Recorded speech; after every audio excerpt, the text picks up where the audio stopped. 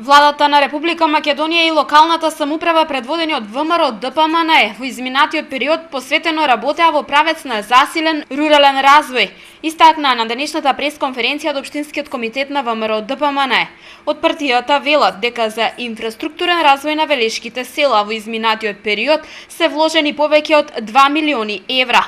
Истите се наменети за изградба на селски улици, водоснабдителни и канализациони системи, спортски игралишта и голем број други проекти.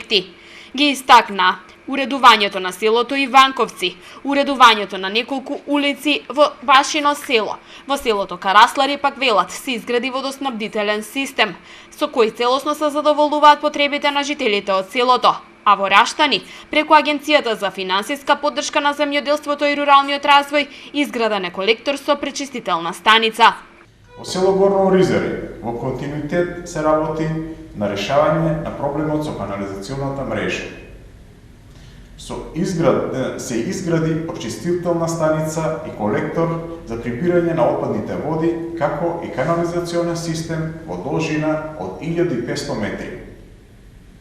За уредување на просторот во населеното место беа бетонирани и улиците Санџачка и Бајрам Хасановиќ.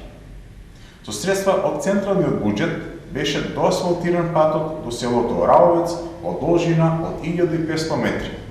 Реализирани се активности за уредување на улици и во селата Мамутчево, Сојаклари, Бузалково, Доктовица и други населени места. Не изостанаа ниту проектите за изградба на водоснабдителни системи. Па така, во изминатиот месец се пушти во употреба водоводот во село Црквино, село Новачани и село Сливник, а во тек е изградбата на водоснабдителниот систем во село Чалошево и населбата Дорутовец.